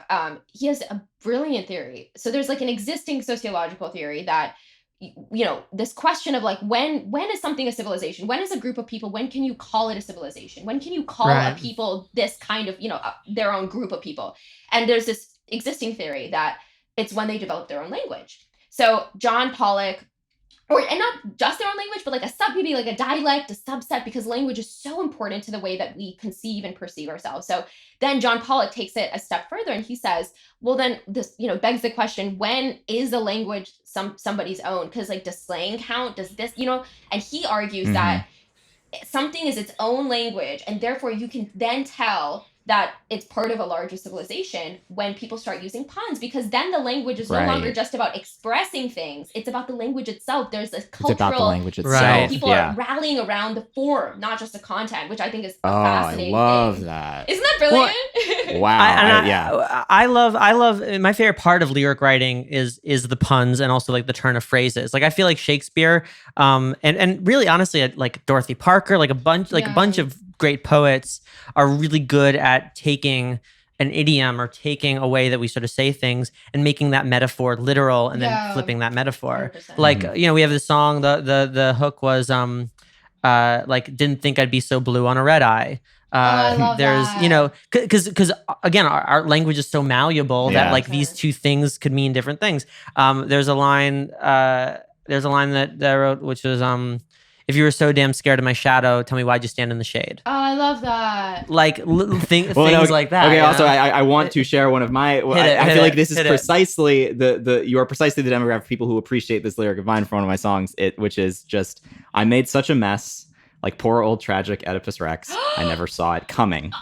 Wait, okay, this is the cool. I'm obsessed with that line. It's also like I love It's a very that we're simple both- line, but it accomplishes. It's just I'm really proud of that because it's just like, yeah, he never saw it coming because he has no eyes. I'm later in the obsessed. story. But it's just like I don't know. Wait, can you send me that song? That's so awesome. Yes, I shall. That reminds me, do you know, okay, this is also, I think, this is one of my favorite songs right now. And this is like a beautiful example of how wordplay can be so effortless and like just natural. But do you know the song Bitter by Fletcher? Yes, it's my it's so favorite good. song. Yeah. It's for people who are listening who don't know, is about you sugarcoat the truth, I bet you're real sweet with it. And so it's like all these puns about taste. And it's like, Right. you know, like and it's this brilliance of like, you're real sweet with her. To me, you're bitter. Like you're so different Right. with her. I hate that. And she's getting it across in this brilliant like metaphor. And Yeah. I'm obsessed with it. And that's a beautiful and example. that it has this rhetorical play, and it also the internal rhymes are really tight. So Oh, just yeah. sonically, even if you didn't speak English, it would be pleasing to the brain Exactly. because just the syllables sound cool together. But then it has this additional level of meaning on top of it. Like that's the good stuff. It's so brilliant. I'm obsessed with that song, Fletcher. If you ever hear this, like, please hit me up. I'm obsessed with it. Just trying to get her on the pod, you know. That would be awesome.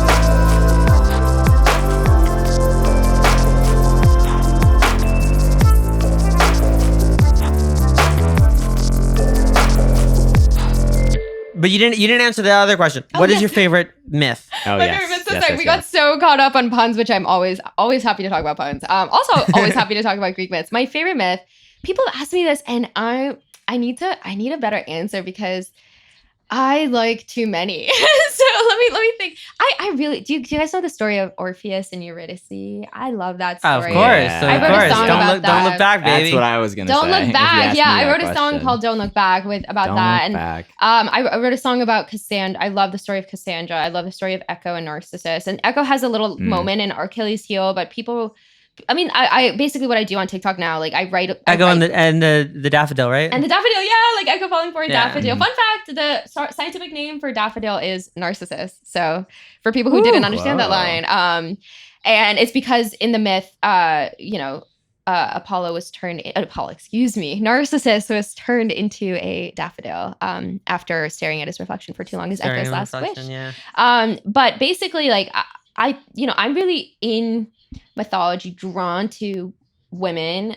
I mean, so for people who don't know, I'm really a big women's rights advocate. That's what I studied in college, and that's why I wanted to go to law school. I have a lot of experience in domestic violence legal advocacy. I worked at a few firms. I worked for a prosecuting attorney's office. It's something I'm really, really passionate about. And a lot of my slam poetry, I have a slam poem actually called "I Will Name My Daughter Penny," and it's all just puns about money. So like, and then the last line is, I may name my daughter Penny, but she will never have a penny to her name. So it's a lot of like, allegory and myth. Oh, So, that's really good. but like I'm really drawn in classical antiquity and in Indian mythology and in every kind of timeless form of storytelling to women who just, they just get fucked over, and the way that the story is framed around them and the way that they are portrayed is something that's really, really quite interesting to me. So Cassandra, I think Cassandra and Cassandra actually, from a women's rights perspective, and I studied, women's studies. So Cassandra has gotten kind of this reimagining in the wake of the Me Too movement, because the story of Cassandra is that she kind of knows what's happening, but she's never believed. That's her curse from Apollo. So I think it's like and this is again what we were talking about. It's all about reframing timeless pieces. Like the reason these stories are so timeless is because they do really speak to patterns in society that they've always been there. And like that's what a brilliant way to kind of refer to the experience of somebody who's gone through a traumatic experience and can't feel like they can't tell someone. What a crazy metaphor to describe that, So love the story of Cassandra. I love Artemis as a character, the way that right. I mean, and obviously Sappho is not a Greek myth, but she was a real poet. But just sapphic undertones of all of Artemis's journeys, of a lot of these, female goddesses who, just like there was a lot of the Eromenos, and there's homosexuality in Greek mythology. There was women were lesbians, and like I think that's something that's super interesting to think about from a perspective of like, why don't we hear about those stories today? That was happening back in ancient Greece. They were talking about this. So I love Artemis. I love Echo and Cassandra. Echo is also someone who gets supremely fucked over, and Athena is also a favorite goddess of mine. My favorite goddess in Hinduism is Saraswati, and she's the goddess of like wealth and wisdom, which is kind of related to Athena. So that wasn't a great answer, but those were a couple. No, I think that's awesome. In a lot of ways, actually, I think a lot of what you're mentioning is why Hephaestus' story resonated with me a lot, especially as a kid. Like it really, really blew my mind as a kid because when I was a middle schooler or a high schooler, and all of my, I think, issues with, family or friends came from not understanding sort of, or like accepting them for who they were, like just wishing that they would be what I wanted them to be. And also just like having a crush on somebody and being like, why don't you like me? And at the same time, not talking to them. Like I feel that. Really being like the definition of like a creepy guy or like whatever. Not that I was like capital C creepy, but just like that I didn't know how to express myself. And that presented itself in a sort of general resentment. And so that's why I thought it was very eye-opening to read something like Hephaestus, because Aphrodite, the most beautiful goddess in the world, is looking for somebody to marry. And all these gods present themselves to her, and all Hephaestus, who's essentially deformed because he was thrown from the top of Olympus, all he says to her is, I work late. And so so she marries him because he's essentially saying, listen, like I would just be so happy to be your husband that I don't really care if you cheat on me. I don't really care if you are sort of the way you are. But the story doesn't end there, and that's what was really interesting to me, is that he kind of agreed to this. He sort of was like, I'm okay with this, like this is our arrangement. But then when he starts to kind of have suspicions that Aphrodite is sleeping with Ares in their bed, he gets really, really jealous and really, really upset. So he crafts a net, and the net falls on them while they're naked, and it, locks them in their passions. And Hephaestus brings all the gods to his bedroom and is like, look at my cheating wife and all this whatever. And all the gods laugh at him. All the gods laugh at Hephaestus because they're like, you agreed to this. Like, how do you not understand that this is the nature of the person that you say you're in love with?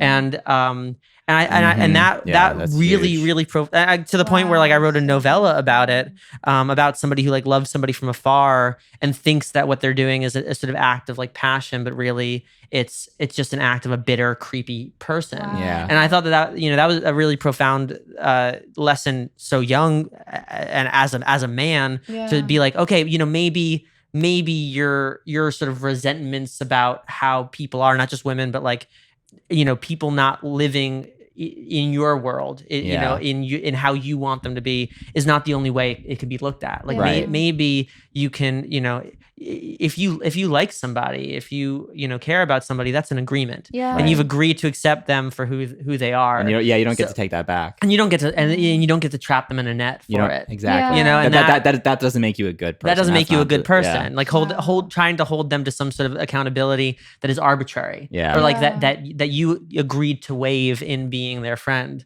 or in falling for them or something like that. That's something that's resonated with me for a really long time. So the myth itself is like very sort of misogynistic, but the lesson in how like Hephaestus, like you think that the ending of the story is going to be that the gods come over and be like, oh, I'm sorry, that you got cuckolded, Hephaestus. But what it is that this, it's the gods going like, yeah, we're all the way we are, and you know and you gotta, like, your problem is that you can't accept that. You're probably Well, that's what I think the thing that I loved and keep coming back to about Greek mythology is that it's always a story of, and this is I guess more I'm thinking also about Greek tragedy and the sort of plays of your Sophocles, those kinds of plays, that so often the narrative is of people being hoisted by their own petard, so to speak, or that there's a fatal flaw, or there's a flaw in, that it's a story of hubris, of accepting a deal but not fully following through on it, or just like being cursed from the start. I think there's something doomed. that there's something almost like Black Mirror-esque. there's something that there's something compelling about that story. Recommend it's the Achilles heel of all of us. Right. Might I recommend? Right. Indeed. I totally agree with you. I don't know if you play video games, but there is a game called Hades out now. Oh, that is apparently yes. very, very good. Yeah. I mean, there's so much. I think so much. Like a lot of people reached out, and we do have this great community on Instagram, and I go live every day, and I spend a good amount of time with them, yeah. And it's been the blessing of 2021 for me, just meeting these people. And I've been really exposed. I mean, I feel like I've had my resurgence in mythology because I've been so inspired by everyone who loves it. And so like people recommend Nyx and Hades Town and lore. And these are all things I've read. And at the same time, I'm getting back into it. Like my bookshelf right now is all Percy Jackson books because I'm rereading it because I'm trying to like tap into that. But I think it's almost like a Rorschach test. Like understanding what people are drawn to in Greek mythology as kids, like it tells you a lot about people. Like I have some of the people in the community that we've created on Instagram, they'll be like, my godly parent is this person. And then you sit back and you're like, why do you think your godly parent is Hades? Let's talk about that. So it's like, I think there is something and it's almost like a safe way to project. It's a safe way to say, I happen to be drawn to the character of heaven. I don't know why I like Hephaestus so much, but I just really like him. And in your head, now you're like, well, it's probably because I related to him. But like in the moment, you're not thinking that. In the moment, you're just like, what a cool story. I'm going to read everything I can about Hephaestus. And for me, that's how I was with Athena. Like I was really drawn to her. And I think there was a huge part of me growing up that I knew that I was like so invested intellectually in these questions. And I loved that part of myself. And I still simultaneously hid that part of myself from people because I was already being bullied for being a nerd. Like I didn't want people to know that I was even nerdier than they thought I was. So like, it was almost like an escape mechanism to be like, wow, this is a goddess who everyone reveres for being wise and intelligent. She doesn't have to hide that part of herself. And like, that was really beautiful for me growing up. And it was a way that I projected. It was a way that I was able to escape and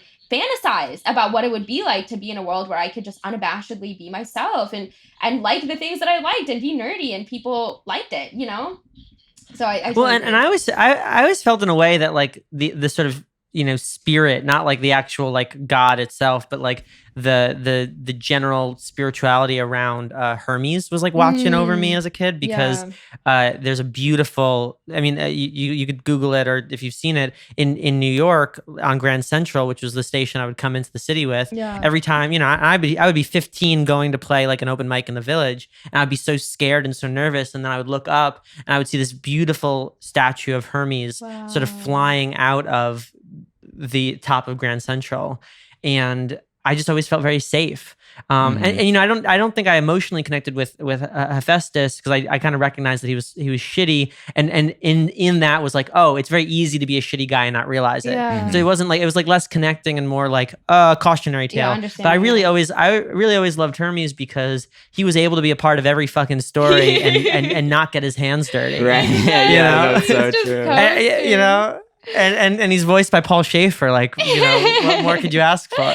No, I love that. And I think what you're saying about, as a kid, kind of these stories being cautionary tales, and like you're noticing the flaws in yourself. And what you were saying about, that was part of the Greek imagination of heroes, that every hero had their fatal flaw. And you see that very clearly in all of the Greek tragedies, and the stories are constructed around them oftentimes. And I think, for me, that's why I wrote the song. Like a lot of people think Achilles Heel is about a specific person, particularly people from my life. Also, fun fact, there's so many people who I went on like one date with who thought that I wrote an entire song about them. So just play around here. If you're listening to this, like, if I didn't tell you Achilles Heel was inspired by you, it was just not. So let's stop DMing me, please. But like, I think like it was never about a person. It was never even about a relationship. It was about the experience of being vulnerable, being scared to be vulnerable to someone. So it's like loving you's my Achilles. And the song is about a toxic relationship because, in some ways I could relate to that. But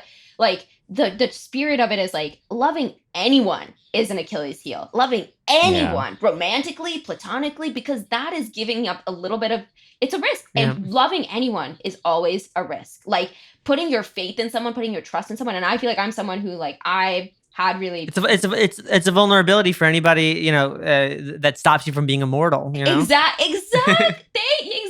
right? And like it's something I hope people could resonate with that part of it too, because the entire chorus, it doesn't have anything to do with the person. It's loving you's my Achilles heel.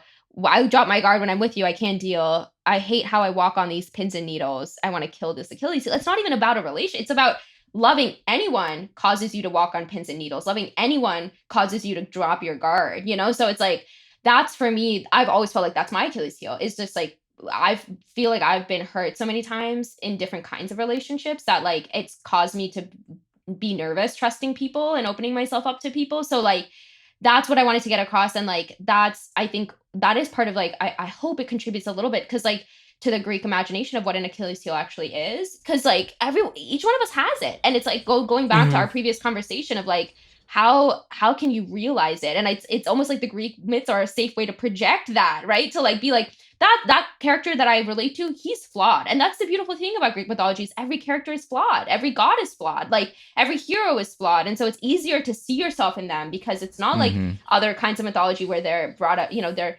portrayed as the perfect beings. They're absolutely not. They're very human in many ways, you know? I'm super with that. And I think that's the reason it does speak with them, because we always want to root for somebody who has our flaws and either warns us of where those can take us or shows us that you can sort of coexist with them or overcome them. Yeah.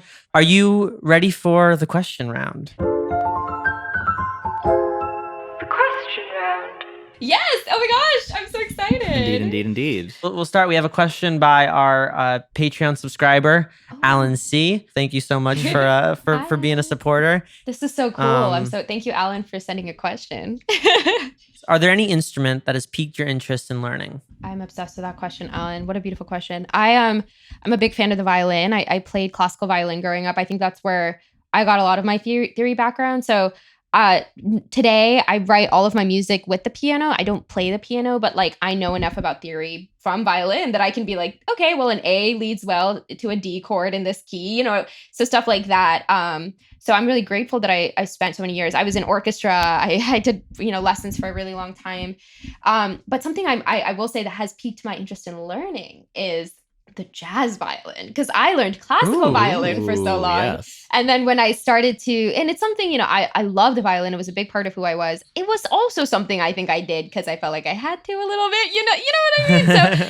So It wasn't until I started doing jazz a little bit more in high school and I started to get really into that world. I was doing classes, meeting with people, doing jazz camps, and I came across Stéphane Crépelli, Le Quintet du Haut Club de France, which was the first all-strings jazz ensemble in history, and it included Django Reinhardt, who is an absolute legend in jazz for jazz guitar. And I heard Minor Swing, which is to this day one of my favorite songs. I can solo the entire violin part, which is awesome. And it included jazz violin, and it was the first time that I'd ever even heard. I mean, obviously, I Indian classical violin is also gorgeous, but I'd never heard it in a non-classical context. I'd never heard the violin in a non-classical context. So it was like so, and then I just consumed everything that I could about the jazz violin over the 4 years of high school, and it's something I still listen to a lot, and I can play a little bit of it. I tried to teach myself, and it's something that I was really inspired by how much it inspired me, if that makes sense. Like it gave me a new love for an instrument that I had played for a really long time. So that's my answer for that.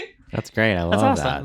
Well, thank you, Alan C., for the awesome question and for being an amazing supporter of Talking Lion. Thanks, Alan. But without further ado, are you ready for the question round? The question round. Let's do it. First question is, what is your phone background? Oh my gosh, it is a picture of my stuffed frog that I lost and then found. So I love that. I've had him since I was a kid.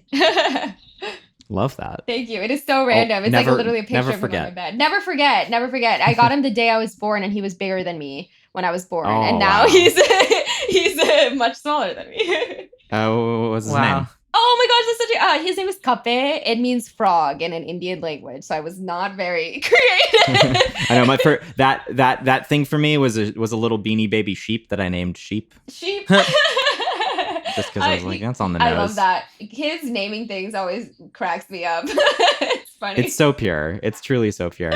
Yeah. Next question is, do you have a non-musical hobby? Oh, yes. Well, writing is my primary hobby and reading, but I'll give a more interesting. I box and surf. So I used to do varsity like soccer and swimming growing up. So I was really athletic, and then I completely dropped it in college. But the way that I try to stay athletic is boxing and surfing.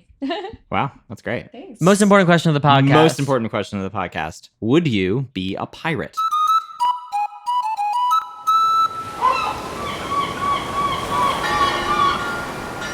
Oh, I love this question. Probably not. I'm really into the pirate mythology. I'm really into the folklore of it. I'm not a very aggressive person, so I don't think I would be able to like fulfill my duties. I fair. think that's you're on my team, so to speak. So I'm pro pirate. Yeah, no, Nate, my entire thesis and the reason I love this question is because I think people are very into the idea of being a pirate, but the reality of being a pirate is just hard. I just want to be I want to be a captain. I want my own ship. Let's go, baby. Exactly. Do you have any tattoos? Oh no, but I really want one. I think if not for the pandemic, I would be pretty tatted up. What would it be if you got one? I have. Oh my gosh, I have this whole list, and I need to remember. One of them is a frog. Again, I'm not very creative. I love frogs. My entire room is decked out in frog memorabilia. I would want an Om sign, but not because I don't know. I hate. Okay, can I go on a little rant for a second? There are a lot of things about Hinduism that are like completely. Like I just don't. When people they're taken completely out of context. So when people, I don't know. I'm there's so much. I'm very grateful that like people want to take from it, and I'm all for like sharing spirituality and religion and cultures. It's just people getting an Om tattoo and then not knowing what it means. It's just like, it's like, oh, darn. So I would want to get it because it has a lot of significance to me. And I think I'd really appreciate that.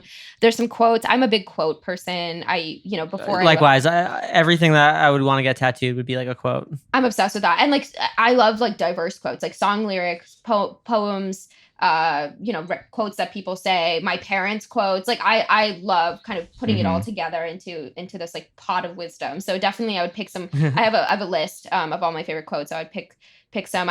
There's one Robin Williams quote that is like, music is the language of the stars, which I think is so beautiful. Oh, that's great. So I would probably get that. There's also a Ray Bradbury quote from Fahrenheit, which is, I want to feel all there is to feel. And then he goes kind of into detail, like sadness, anger, anguish. Like these are things I want to feel because it makes me feel more alive. So that's something I'd also want to get tattooed. Those are good tattoos. Next time we see you, you're just going to be all tatted all up. tatted up, baby. Yeah. Just all words, though. That's a great words aesthetic. Just flowing all around. Exactly. Yeah. Honestly, I can't think of ever having seen a sleeve of words, but that's so a cool. really crazy aesthetic. Yeah, Like or I feel like there's a way to rose make that garden. really cool. I think sleeves are awesome. I would definitely want to get a rose garden sleeve at some point. That's too. cool. Yeah, I don't think I could do any visual tattoo. That's just because I would be like, oh, that's a cool rose, and then see like another rose and be like, oh, that's a better rose. Dang it. Fuck. No, exactly. Yeah. What was the first concert you ever attended? Oh my gosh, this is so funny. It was a Pentatonics concert. I am obsessed with Pentatonics. Nice. It was my primary obsession. And fun fact, I like know people in Pentatonics now through other people. That's sick. Which is crazy. The music world is so awesome. I was on in the audience of the sing off when they were on the show. Oh really? Yeah, Oh so that my was God, good that's fun. Crazy. Way back. Well, that's way back. That was my Forrest Gump version of seeing Pentatonics. Well, that's the OG. Like all of us are kind of we're skimping. Yeah. I love that. Do you have a book, a movie, and a TV show you would recommend to somebody? Oh yes, for sure. Book wise, I was literally I've recommended this for years, and it's never. I've always only gotten positive feedback from this rec, but I was literally just rereading it this morning. That's so funny. I've read it like a billion times. So it's called Lexicon by Max Berry. It is without a doubt in my head. It's the best book I've ever read, and I don't know. I feel like I read a lot of books, so I take that opinion very seriously personally, if that makes sense. To give a very brief synopsis, it's like a world where there's this, group of people that have learned that if you speak certain syllables in certain orders, you can kind of control someone's thoughts. And it's dependent on the personality. So like these they're called poets, and they meet someone, they kind of assess their personality from like 5 minutes of knowing them, and then they're able to understand which words they can say in which sequence to completely override their thoughts and make them susceptible to their control. And so it's the story of this young girl who she's recruited for the secret organization. She goes to the school, and then eventually she realizes that it's a lot kind of darker and deeper than she initially thought, and it eventually leads to the world kind of being involved. So it's like, I will say, it's hearing it, you're probably like, oh, it's like Harry Potter. It's like, but it's so rooted in reality, which is crazy. Like the guy is a linguistics expert, so he's like, it seems so real when you read it. It seems like just makes all the sense in the world, and it's just brilliantly written. The characters are really fleshed out. So that's the book. What are your movie and TV show recommendations? Oh my gosh, yes. Lightning round. I'm gonna be lightning round. TV show Survivor. I love Survivor. Or nice. We're big Bachelor fans, so we're with it. Oh my god, yes. Okay. Survivor, and then for like non-reality TV, Quantico. I love Quantico. Priyanka Chopra's really good in it. And then movie. Oh my god, I don't watch a ton of movies. I would say I like kids movies. So like Hercules. That's on brand. Oh, right? Hercules is the best. Of course. Extremely on brand. Very much so. Lovely. Do you have a scar with a story? Oh, yes. Yes, these are beautiful questions. Thank you. Physically, I have a scar on my forehead. When I was in middle school, you can't really see it. It's pretty, I guess it's not, but I got a ton of stitches. When I was in middle school, I used to do crew. In high school too, actually. I used to like be interested in like how shows were put on, so I used to do like props and stuff. Nice. I was backstage at a show once in middle school, and I saw a friend of mine. I was I was not very smart in middle school when it came to doing things. So I saw her from across the room, and I ran to her, running. And there was like a black box, and it had a very sharp corner, and I like slammed my head into it. And then in the process of falling, it tore this huge line down my forehead. So it was like from here to here, and it was just bleeding, and I had to go I was rushed to the hospital, and I got a ton of stitches. So good job, Jenny. And my parents were so upset. And then I think another kind of random scar. So I have a fainting problem. I have my pulse is like half a human's normal pulse. It's crazy. I've gone to a lot of cardiologists, and so I faint a lot. And there was one time that I fainted in the middle. I was working at a prosecuting attorney's office as a domestic violence legal advocate intern. So I would like part of my job was when people had domestic violence hearings, I would walk with the survivor to the podium and, be there as they testified their case. And so I was like a wall of separation between them and the person they were testifying against. And in the middle of a long hearing once, I fainted, and I hit my head on the podium, and there's like another scar from that. And it was hilarious because my manager was in the room at the time and did not realize that I had fainted. So she thought I had just like I don't know what she thought, but she was like, the last thing I heard before I lost consciousness, or like when I regained consciousness, one of the first things I heard was like, "What are you doing?" That's so funny. And then she felt so bad after when she realized that it was like, I couldn't control it. So that was that was a funny story. And then I have a scar from that as well. Wow. Well, those are two scars with two very good stories. Very good, very good. Next question is, what are 3 thoughts you have at this very moment? This very moment. Oh my gosh, this very moment. I am hungry. Before this podcast, I was trying to eat a sandwich, but it had bacon in it, and I'm vegetarian, and so I had to like brush my teeth and everything. So I'm gonna eat something, and then I am excited to be talking to these 2 amazing people. I feel like the conversation has been great, and I love talking about these things, and so I'm really happy. I love talking about intellectual stuff, so it makes me happy. And then, well, we feel the same way. Oh, this is so sweet. And then my third quote is I'm glad they said that. No, okay. My third thought is just kind of like, wow, yeah, I'm thinking about stuff that I have to do, film TikToks, write songs. I'm trying to refine my entire catalog of demos before tomorrow evening to send to people. So it's a daunting task. And so I'm thinking about how late I'm going to be up tonight. Nice. Fair.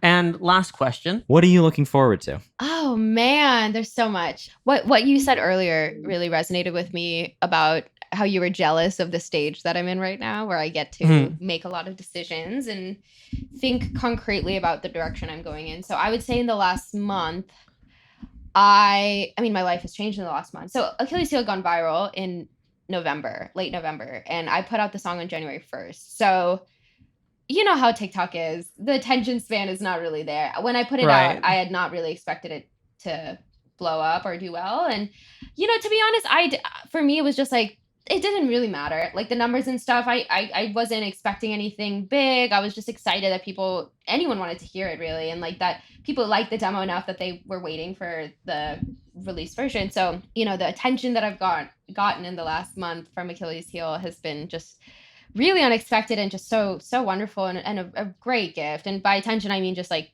you know, people wanting to join a community of people who go live every day. And like, that's awesome. That's cool, right? Like just being able to chill with people who like what I like and like this music and are touched by it. So in the last month, I've really sat down and reflected and thought about, wow, like music, this is going to be a career. Like I want this to be a career, and like a career is anything you make it. Like I'm not talking about numbers or success. Just it's going to be something. You get to have these choices. You have a lot of agency in this. Exactly. So it's an exciting time. And like there are people, I'm bringing people on my team right now who really believe in me, who are very artist driven, who are just like, what do you want to do? Who are you? What kind of music do you want to make? We're here to support you. And like to know that I have that support is just been quickly helpful and helping me just gain a little more confidence in myself and get excited about like, wow, I have the right people with me. And also I'm developing this community of people who like J Maya and want to hear more stuff. And more than anything, the most important thing is I'm learning to love myself. Like I'm learning to love myself in a new way. And it's all just voting for what I hope is going to be a really exciting time in my career. So that's what I'm really looking forward to. Well, you have us in your corner. We are new fans. We would love to collaborate, and we're just really excited about what you're doing because